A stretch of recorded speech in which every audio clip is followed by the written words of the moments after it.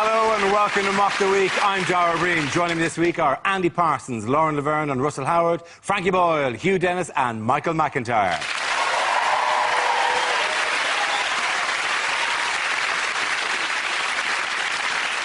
We start with a round called If This Is the Answer, What is the Question? On the board of 6 categories. Lauren, which category would you like? Politics, please. OK, politics is the category. The answer is 1. What is the question?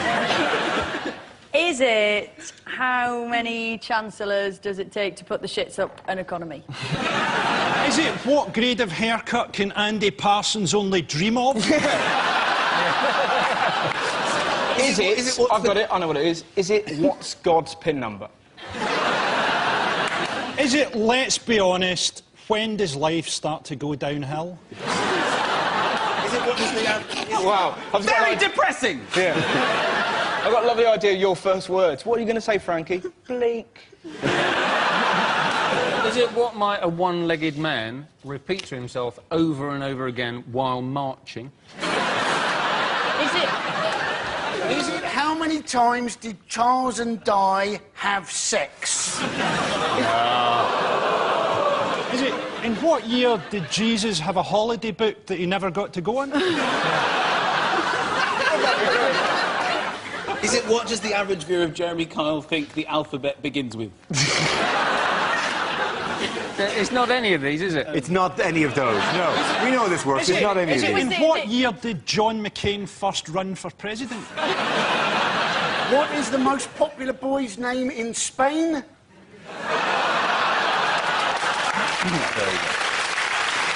It's to do with the Republican Party. Is it the average number of dead bears per room in Sarah Palin's house? It's very good. It is about Sarah Palin.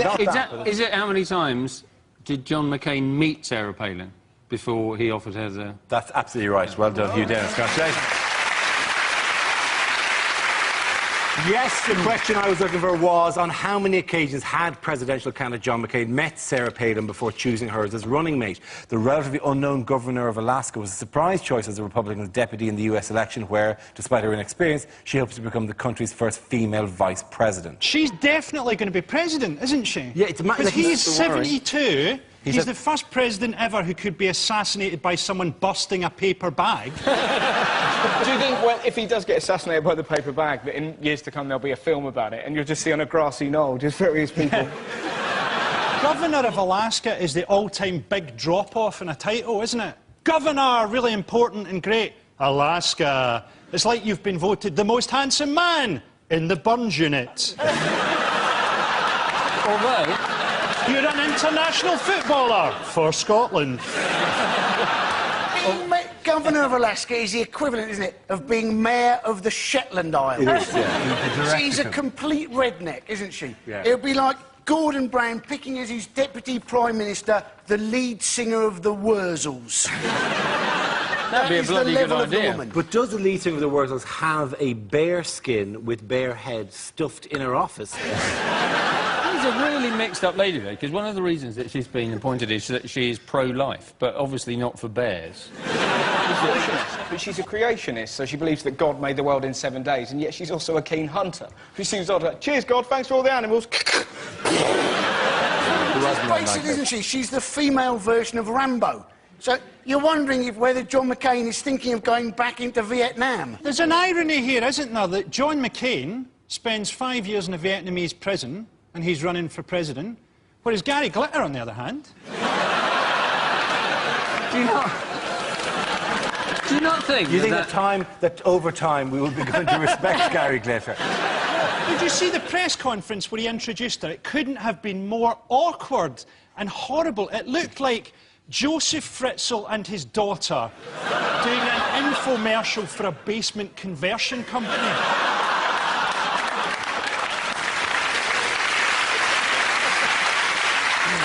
How is she being tested this week? Her daughter's pregnant, and she said that she is, I think she's like 17 or something, and she said, Yeah. oh yeah, but it's okay because she's going to marry the father, as if that doesn't just make it worse. Yeah. I know. Yeah, once we've Imagine if we were all married to the people we'd gone out with when we were 17, like how shit would your life be? But she's got... Somewhere, by the way, in the country, there is a couple there of childhood Obviously, that's sweethearts. dreamy. I mean, who my are mum- sitting my mum and beside dad, each other yeah. going, I've been with you for 15 years now. Oh, Lauren is right. I could be with Lauren Laverne now. The thing about being a creationist, right, is that actually being a creationist is the logical position, isn't it? If you're going to believe in a crazy, made-up religion, you might as well just go the whole hog and get right into it, right? Richard Dawkins, right, he's a very nice guy, but he doesn't understand the suspension of disbelief that's part of religion. You wouldn't want Richard Dawkins reading the Narnia books to your children, would you? Peter, who doesn't exist, and Lucy, who doesn't exist. Edmund and Susan, who don't exist, all went through a magic doorway that didn't exist and met a lion. They exist, but they don't talk, and they're not a metaphor for Jesus, who definitely didn't exist.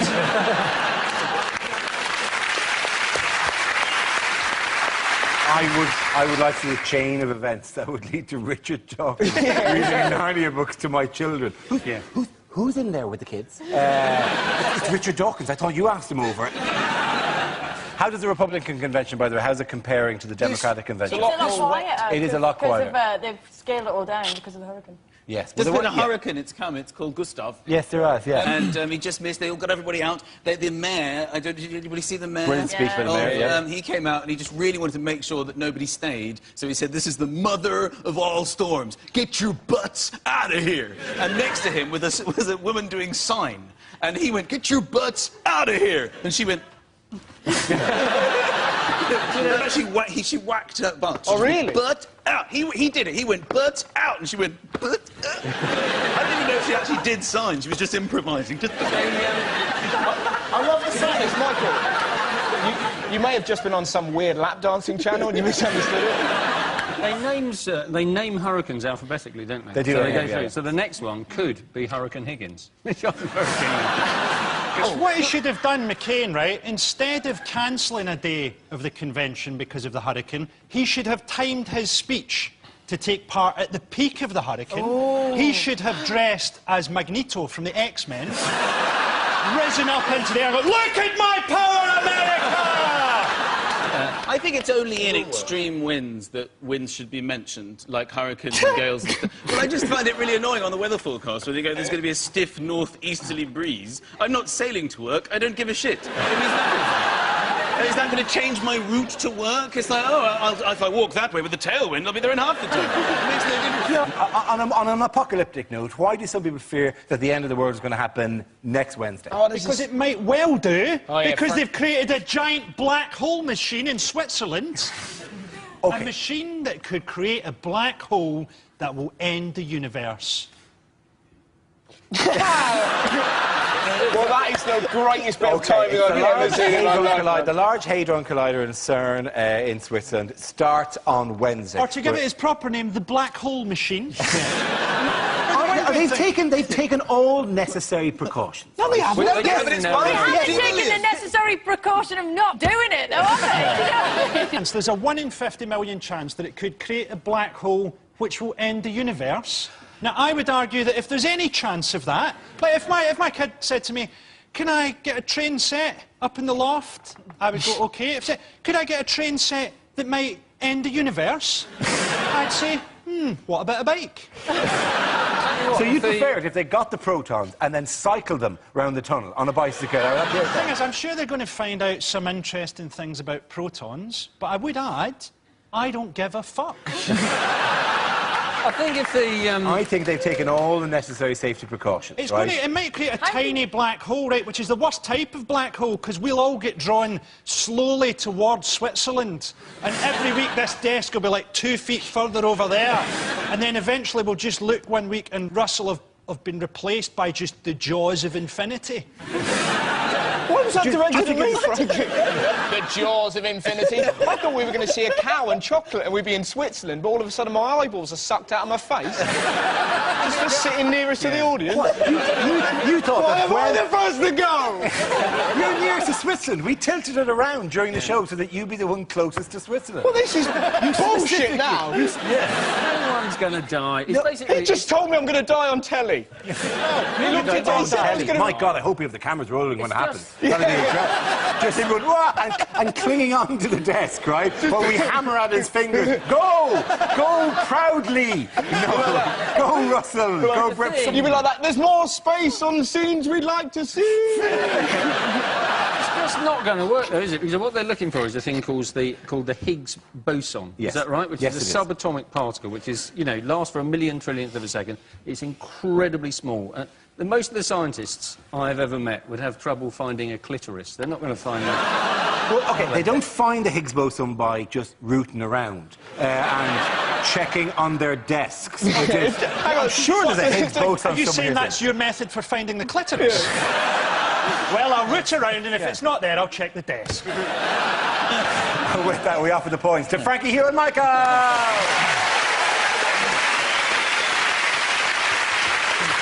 Now we play a round called Danger, Danger, Subatomic Joke Collider.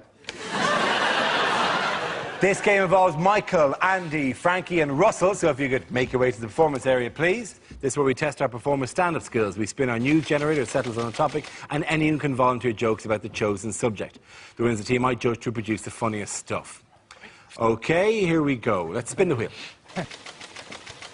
The first subject is television. Who wants to come in on that? Frankie! It's so patronising, television, isn't it? I saw a show the other day, and it was like how to sell your house kind of thing. And it said, if someone's coming around to view the house, remember to open your curtains and tidy up. Oh, thanks for that. I'd been planning on redecorating using diarrhea pills and stencils, then shaving the word welcome into my dog's back.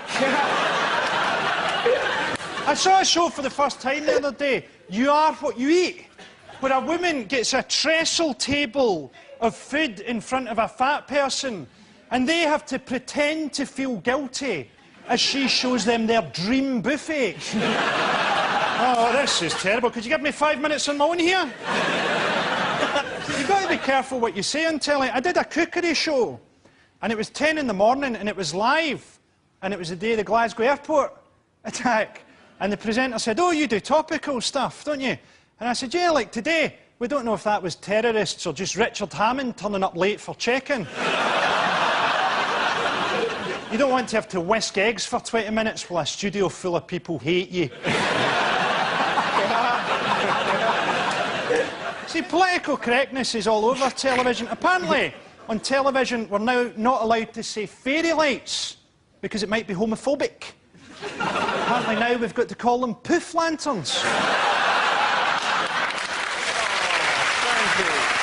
Thank you, Frankie. OK, let's spin the wheel again. The subject is modern living. Who wants to come in on that? Andy Parsons. Now, apparently at the next election, we're all going to be able to vote by text. Now, I can see that going tits up, particularly with predictive text. People voting for New Labrador, the Conservatory and the literal demagogues. And I've got to be honest, I am no fan of mobile phones, particularly because you can no longer, can you, call a wrong number. Call a wrong number, don't you? Half an hour later, you get a call back. I believe you just called me. I got a wrong number. No, Sonny Jim, what was it you wanted to say? Well, at that point, I like to go, brilliant. I get to make a dirty phone call, but they've had to bloody pay for it.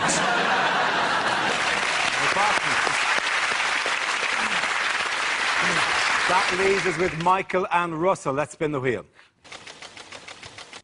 Next topic is drugs. Who wants to come in on that? Russell. Good laugh, mate.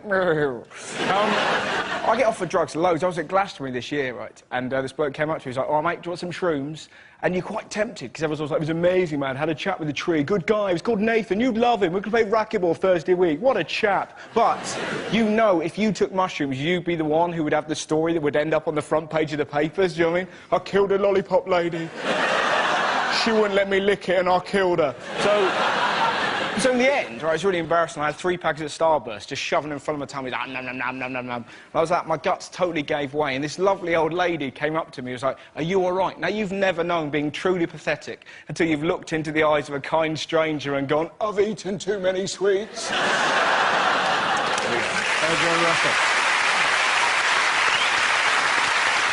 OK, Michael, let's see what you've been left with. Let's spin the wheel. The topic is grooming. Michael? Right. People like my hair, though. I do gigs, and people come up to me after the show and they go, I loved it. I go, what part? And they go, your hair. It moves around when you tell jokes. And people find it funnier than me. And I'm worried I'm going to wake up bald with a note. I've gone solo. I obviously don't need you. I'm touring. I never understand the end of a haircut, the mirror bit. There's this strange... Men don't want this bit, OK? There will be a back of the head mirror. It's a mirror specially designed for the back of the head. They will fetch the mirror. Man is already thinking, I don't want this, I don't want this. And then they present to you the back of your head. It's a surreal moment in life. It's you looking at the back of your head for the only time in life you see the back of your head. And I think in the history of hairdressing, no man has reacted at this moment in any other way other than, yeah. I don't even know it's my head. For all I know, it's just a photo of his best ever haircut. I don't care. It's of no interest to me. Do people go, I love it, I'm leaving backwards. Woohoo! Thank you! Points there go to Frankie and Michael.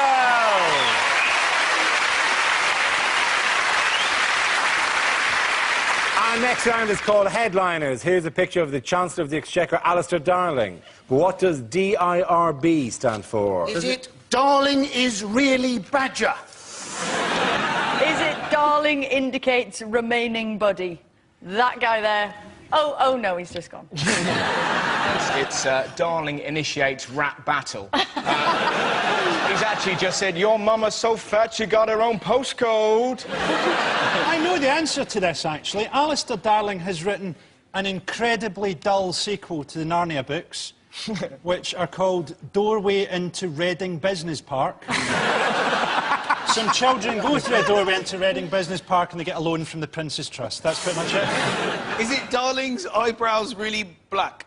Eyebrows, but... Yeah.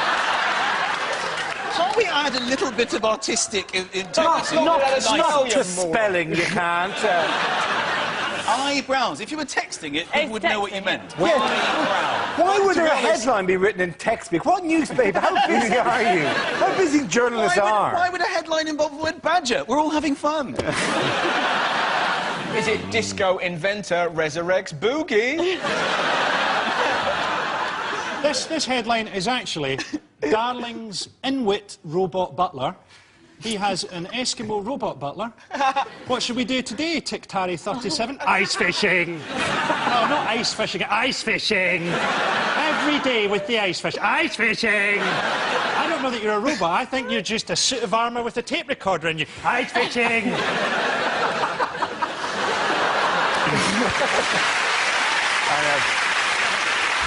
Dara's eyebrows really... Stop putting eyebrows with an eye! Is it Darling in recession blunder? That's absolutely the right answer. Well done here.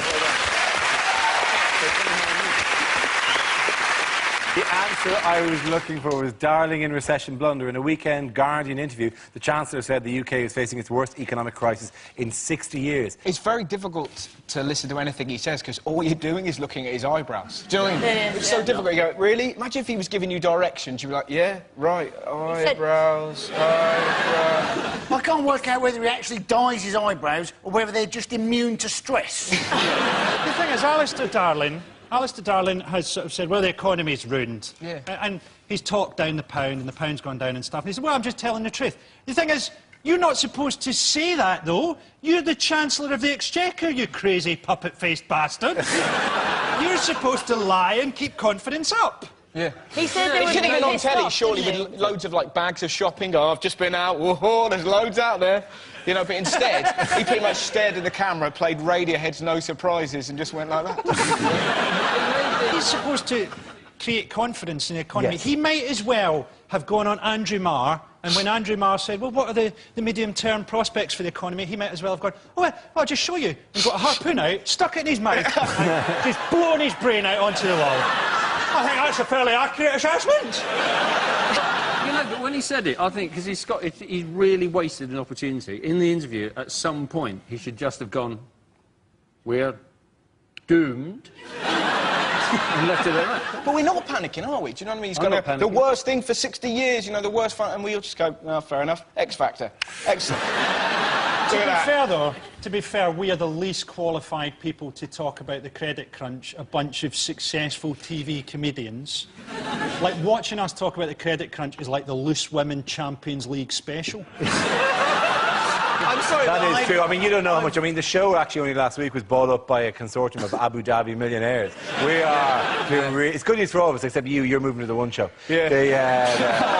Oh, that's vicious.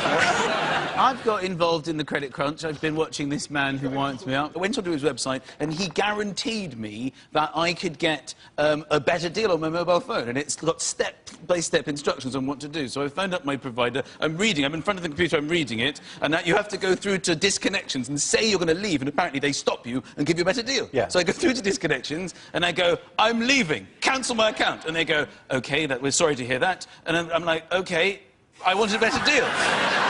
And they're like, no, and they said to me, you've just cancelled your account. I was like, no, give me a better deal. It says here, you'll give me a better deal. I said, we can't offer you anything now. I said, because you've just asked us to cancel your account. It's irreversible. So I started offering them deals. So, like, I'll have less minutes, more money. Give me my phone back. And I lost my phone.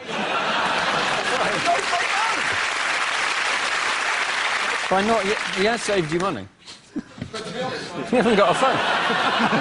You can't Now use I've got your this phone. new phone, which is a disaster. It's a disaster, my new phone. It's a camera, What does it do? but I don't know how to use the camera, so I keep taking photos of my ear. When I try and make photos, I've got a film of my face going, what? And then my ear going, what? What? I can't make phone calls. I've got 98 photos of my again, ear. he's saving you money. What gets me about the credit crunch, right, is how flimsy our principles are. Because everyone was buying organic food and going, oh, I want the chicken to have lived a life before I eat it. Now, the first sign of trouble, I don't care if that chicken, if the first light it ever sees is the little light in my oven. I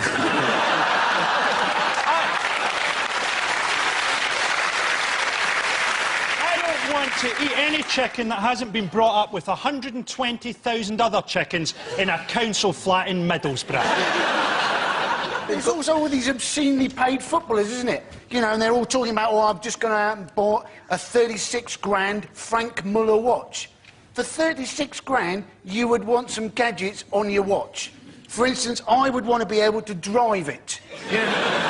To be honest, if I don't know who this Frank Muller guy is, but for 36 grand, I'd like Frank to be around at all times. I'd like to be able to turn and go, oi, Frank, what's the time? And he goes, 2:10, Dara. Nice one, Frank. We have that in Malta. You know the speaking clock went 1, 2, 3 at the time, sponsored by. In Malta, which is a very small country, my mother was living there. She phoned up the speaking clock. And somebody just goes, hello? And she was like, oh, I think I've got the wrong number. He's like, what number you want? She's like, I was phoning for the clock. He went, yes, the right number. It's 213. It was some guy. Fantastic.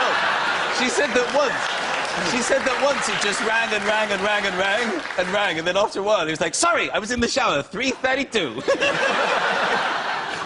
There's a thing, isn't there, in the credit crunch where apparently people are starting to cut their own hair. Oh. I've been doing it. I gave myself a Brazilian the other night. As a man, never get a Brazilian because when you get a hard-on, you look like a sundial at noon. Okay, at the end of that round, the points go to Frankie, Hugh and Michael. Now we come to our final quickfire round called Scenes We'd Like to See. This is for everyone, so if you can make your way to the performance area, please. I quote ideas for scenarios we'd love to see, and the performers come in with their suggestions. OK, here we go. The first subject is lines you wouldn't hear in a sci-fi film. We've discovered an alien queen, and she's laid enough eggs to take over the galaxy. This writing, it says, Katuna.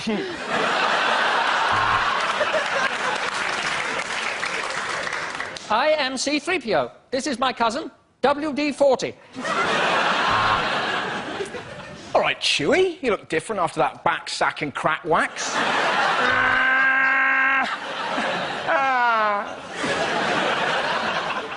My name is Obi-Wan Kenobi. This is my brother, Oh Be Careful, my sister, Oh Behave, and my dog, Oh Be a Sport. Use the Force, Luke. I've run out of lubricant.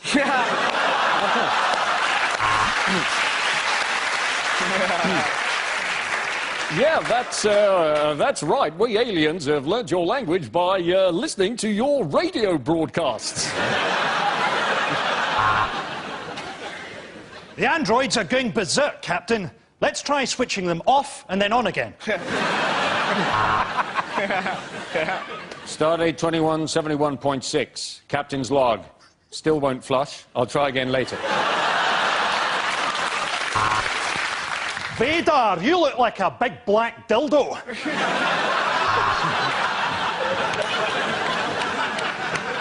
Captain, I've been repeatedly firing this laser at that alien, but all I've managed to do is improve its eyesight and give it a Brazilian. It's not easy being a Vulcan, Captain. Due to my death grip, I can't masturbate.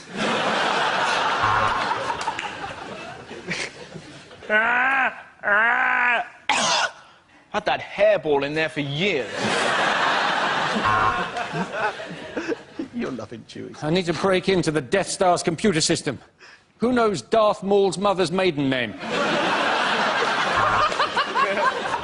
Captain, the ethereal sounds being made by this beautiful dying creature from another world is some funky shit.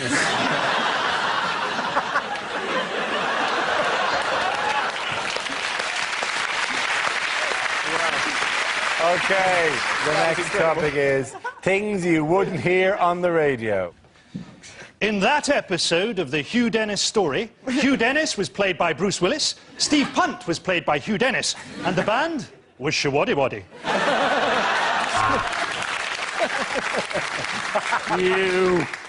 You touch my turnips and I'll fuck you up.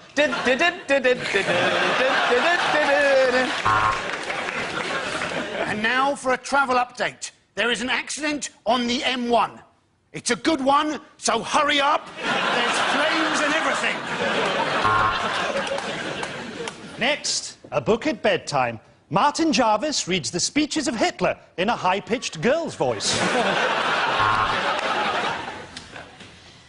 Good afternoon, this is Radio 4 and I have a regional accent.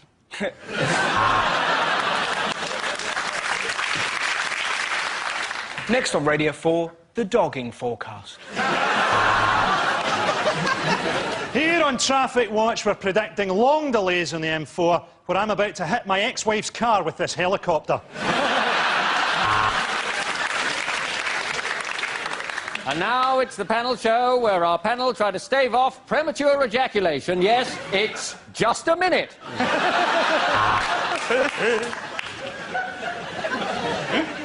Good morning, this is Breakfast with Tony Blackburn. I'm not actually on the radio, I've broken into your kitchen. Do you want toast?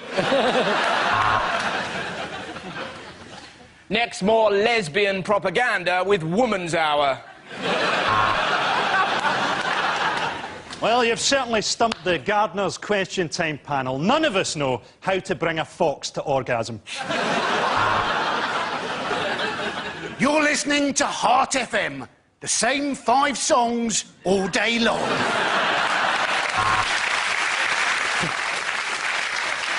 "6 a.m. Welcome to the breakfast show. Who's up at 6 a.m? My wife's leaving me. My dad didn't get up at 6 a.m. and he was a fucking minor." Okay, getting that round the points go to Frankie, Hugh and Michael.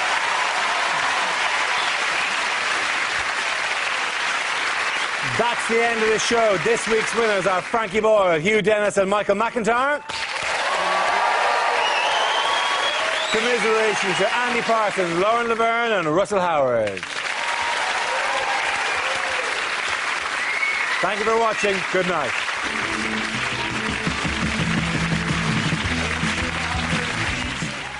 Eileen Klass and Vic Reeves guest on Buzzcocks at 10, but next here on BBC Two, a new coach and a financial crisis. The comedy continues in The Cup.